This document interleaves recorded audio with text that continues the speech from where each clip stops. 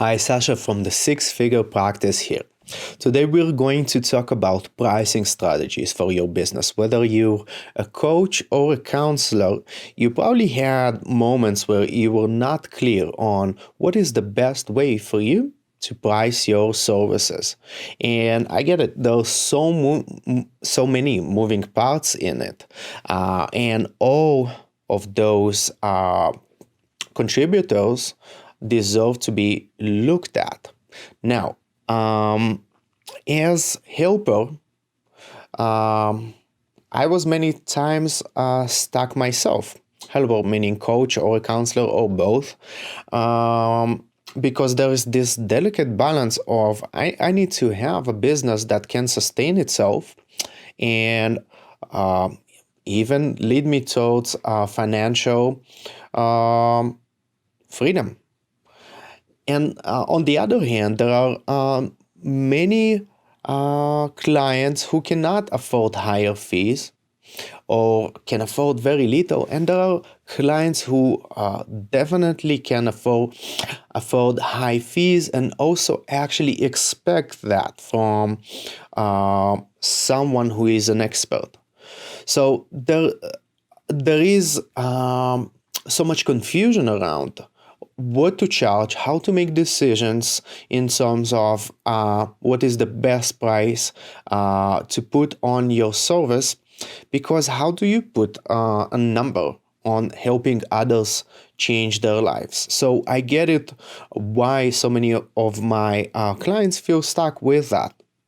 Now, what's most helpful to keep in mind is that there is the ability to experiment with different pricing, and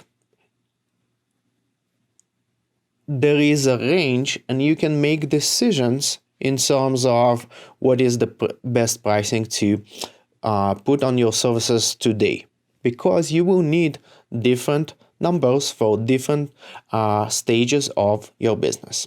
So in a moment you'll see a video where I talk about those things. A quick heads up, the video quality is slightly lower because it was a Facebook Live video, and Facebook compresses Facebook Live videos. The audio quality is still good, so I hope it won't bother you too much.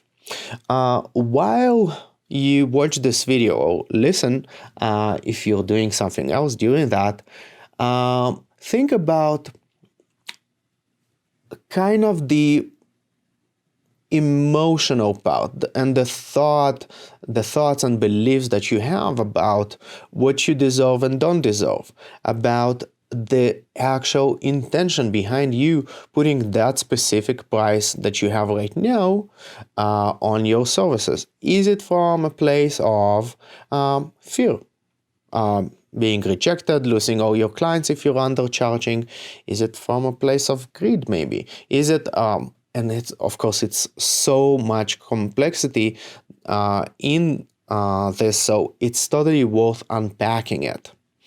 The biggest one that I see, at least in the counseling profession, is this belief that real work is done in the trenches, which many times leads to counselors living paycheck to paycheck and hardly paying the bills, which doesn't do anyone any good. So that's one belief to look at. Without further ado, enjoy this video. You've been trained to help others. You have all this compassion and all those skills. Now, when you're building your own business and building your private practice, how can you even put a number in it, right? On helping others change their lives. And it's a tricky one, right? Perfect world, you wouldn't need to worry about it at all, right? But since you want it to be something that's sustainable, you need to be very clear with how you monetize your services. And fees is being the main part of that. So let's say you're just starting out. How do you actually decide on what to charge. Well, if you're a counselor, in a way, it's decided for you, at least the range is. In the ACA's Code of Ethics, you're supposed to charge something around what the other counselors around you charge. With coaching, you can charge, you can do it for free, you can charge. One of my coaches for one-on-one work, he charges 100,000 a year. So there's a range in coaching and there's a range in counseling as well, since if you check the prices around you for counseling, you'll see that it might start with $30, or even like with some agencies, it can be $5, up to $500 a session. So how do you actually decide on your fee when you're just starting out? And also, when is the right time to actually update your fees, give yourself a raise? And the balance here is, of course, on the one hand, you want to sustain yourself, sustain the business. And since it's a business, you have all those expenses. So you want to make the numbers work. On the other, you have this desire to help as many people possible, and not everyone can afford any fee. Now, there's also the part of, in different parts of your private practice journey, you have different needs. From the get-go, you need cash flow. When you're just starting out, you need to get as many clients as possible. And it would just make sense that you would offer the easiest way for clients to choose you by potentially offering them low fee. And there's the additional part of, you have to have those first psychological successes in terms of, okay, I'm doing this, I'm a counselor or a coach, I'm charging for my services, and that would help you grow your business. So my advice would definitely be, when you're starting out, start low, and then when you feel you are full, give yourself a raise. Now, what will allow you to do that, one is not putting any fees on your website or anywhere publicly, or at least putting, if you have to, for example, in Psychology Today, you can put a range. The reason is that you can actually be flexible with clients. You can have a sliding scale if you want to, and you don't need to advertise it in advance, because different people can afford different fees. It's kind of like the airplane ticket situation, where pretty much everyone on the plane will get charged a totally different number. And that's by design. You get the seat that you can afford, based on what you want on the level of comfortability. Now, even if you want to have a sliding scale at first, you need to be very clear on two numbers. The first one is the number that you would like to have for your service. That would be the perfect number. For example, just for the sake of round numbers, you're just starting out as a counselor or a coach, and your perfect number for your service would be $100 an hour, right? Just for the sake of a round number. And the second number you need to know is the lowest fee that you're willing to offer that you would still feel comfortable with. The last thing that you want to see happen is during a session feel kind of frustrated and maybe kind of knowing inside that you're undercharging. It's not good for you. It's not good for your client. So, for example, I might, if I'm just starting out, say, okay, $50 an hour would be the lowest fee possible that I'm willing to offer if asked for a sliding scale. And the perfect one for me is 100. So in order to actually make that happen and not feel uncomfortable during a consultation call, it's important that A, you remember those numbers, B, you feel comfortable saying them out loud. So for me, what was very helpful when I was starting out was just literally repeating those numbers in front of myself in the mirror. Kind of sounds silly, and better practice it not in a real situation. Now, let's say you have 5 clients, right? You started from scratch. You got maybe 2 clients said yes to 100. 3 clients said they really would need a sliding scale, and you offered them 50, and they said yes.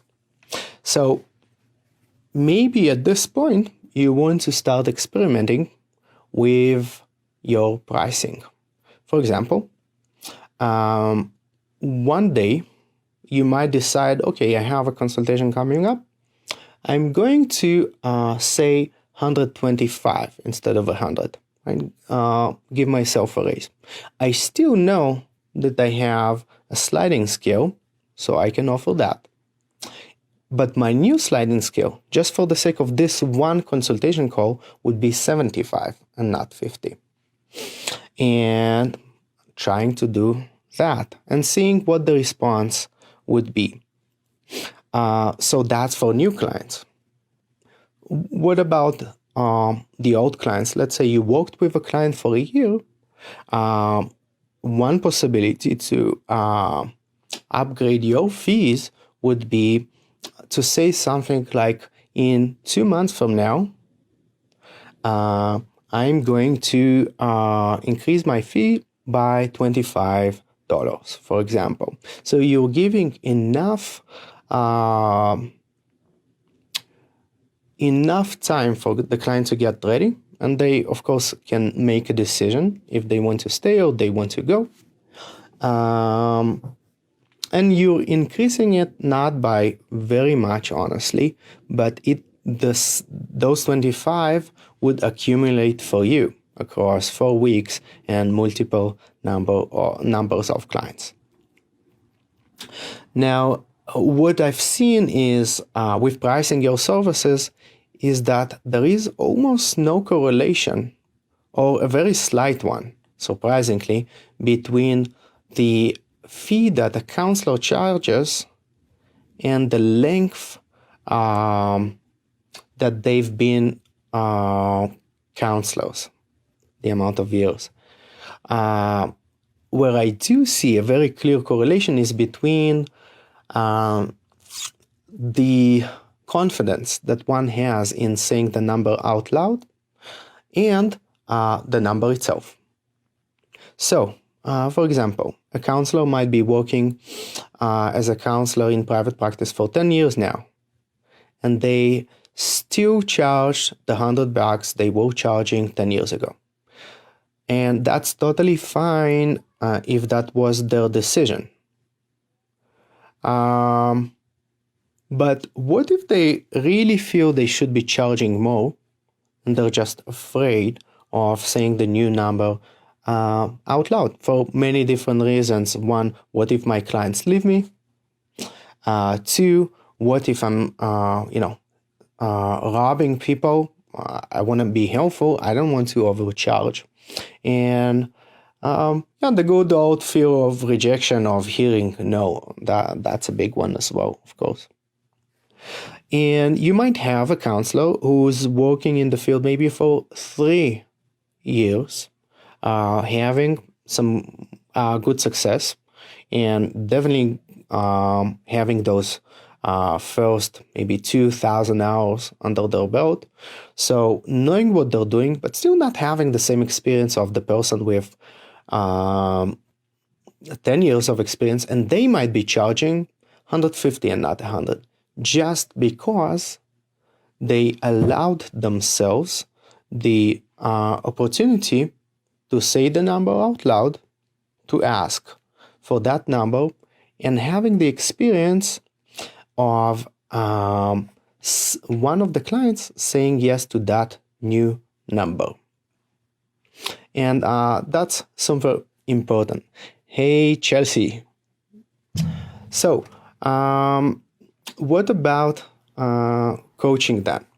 With coaching, you have some more flexibility than with counseling in terms of the way you price your services. And the goal here is to move from charging by the hour to charging for a coaching package as soon as possible.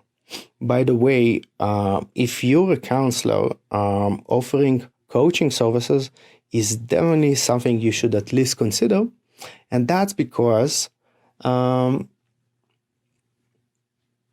it's a totally different population, right? So you're just increasing your reach by doing that. Second, you will be able to offer so much value as a counselor who maybe slightly adds more goal-oriented work to your coaching than if you would just be doing counseling. And all the freedom, honestly, that it allows you. There is no agency that is looking for documentation and notes and whatnot. You have the total freedom to do your own thing and charge whatever you want, honestly. Again, the beauty of having different pricing for different people is that you can offer higher fees for people who can afford that. And if you have higher paying clients, you can afford yourself to even do pro bono sessions if you want, which is great, right? In my mind, it actually is a better model than just offering lower fees to pretty much everyone. And there's this weird thing that with some clients who have high income, they would choose the counselor that actually charges more, or the coach that charges slightly more, because it feels suspicious. Why, if I talk to 5 counselors and maybe all of them charge 150, and this one counselor that I thought is a good fit, but they charge only 50, what's wrong with that person? Maybe they don't have the experience. So I think this is important. Now, as a coach, how do you move from charging for a coaching session to a coaching package? At least in my experience, it was definitely much easier in my coaching practice to start with charging by the hour, at least for me, because as a counselor, this is something I'm used to. And, from my own experience of going to therapists for years, this is just the model I felt most comfortable with.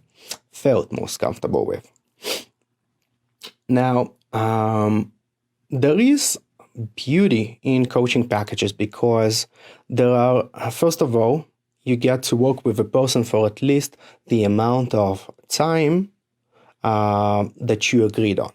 For example, 12 sessions package is a pretty standard one. I do 12 or 24 sessions. And it allows a streamlined, effective work in terms of you set a clear goal for the end of those 12 sessions and you work towards that. And a person doesn't quit in the middle because they are committed to a coaching package already. So you can actually make sure together that you would actually reach that goal. Because there are dips in energy throughout the process.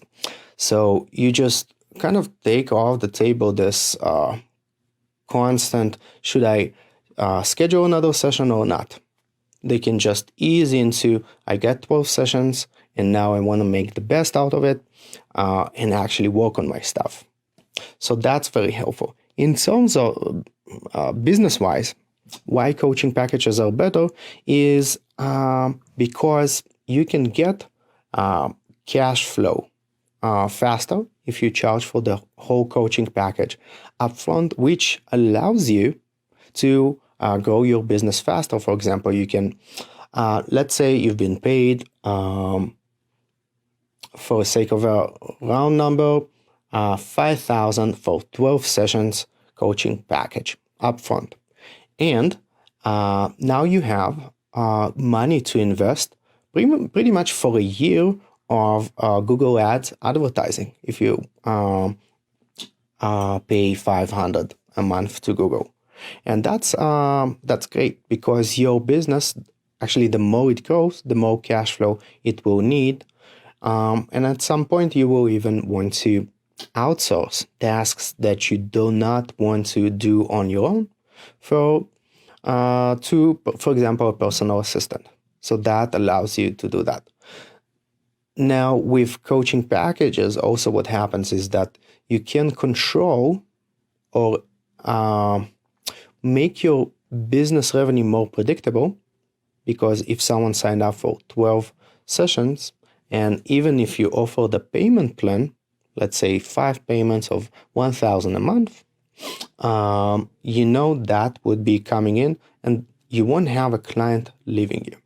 Now, you might ask, and that's something that actually I was very scared of, what happens if I sign up a coaching client for 12 sessions and then I'm stuck with this person, right? If it's not a good fit. And that's why it's so important to have a pretty long consultation call and make sure that you feel it's a good fit and they feel it's a good fit. So that kind of opens another subject, which is, do I take on every potential client I talk to that wants to work with me or not?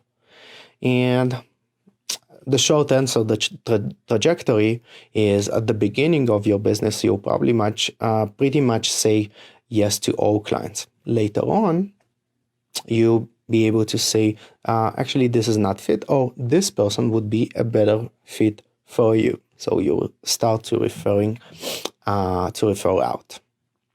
So if you think about expertise, pretty much in every profession, let's say a doctor, it's kind of expected that the fees will go up with time. So it's interesting to think about why that is not the case usually with counseling. And counselors are afraid and sometimes clearly do not want to increase their fees for years. And if it's by choice, that's great. If it's coming from a lack of awareness that your business is not very profitable, right? Because you have expenses in your business and you don't know your numbers, or if it's coming from a place of fear, then it's a problem. And you can definitely at least do an experiment of slightly increasing your fees with one client to an amount that would feel good to you, and see what happens. And you might be surprised if it's the first time you're doing it, when you say to your client, hey, in 2 months, I'm increasing my fees by $25. And the client just says, yes, okay. And all of those fears that you experienced, the fear of your client saying no or them saying they're leaving, kind of just goes away. And repeat. You do the same with the next client. And they say, okay, not problem. So that's super important. When my clients do that with their clients, increase their fees, they pretty much every time there's at least one client who says, well, it's about time you would raise your fees. So I think that's an interesting one. So I hope it's been helpful. If you just sign up either on Facebook or Instagram, you can definitely watch it later. So I guess the biggest takeaway that I would like for you to get out of this conversation about structuring your fees, that your fees are not set in stone. You can experiment and see what works for you, what feels right for you, and keeping in mind that this is a business, and it's not just about revenue. Your expenses need to be accounted for as well. Maybe to conclude, there is this interesting story that Steve Chandler tells in one of his books. He's a great coach and public speaker. He's saying about when he about his journey and as a public speaker, he didn't really know how to price it. And when he looked at the fees of all the public speakers out there, the range was so big. So that just made him more confused. And he said, okay, I see that this public speaker who is just starting out, they charge $1,000. And this public speaker also that just starting out or been doing this for a year, they charge $3,500. So he decided in advance on Mondays and Wednesdays, I'm going to say that I'm charging $1,000. Tuesdays and Thursdays, I'm going to say that I'm charging $3,500. Totally random decision. And he's saying that he was so surprised to find out that the amount of yeses that he got for both proposals was pretty much the same. So enjoy experimenting with the fees, and you'll find that it's probably less scary than you thought it is.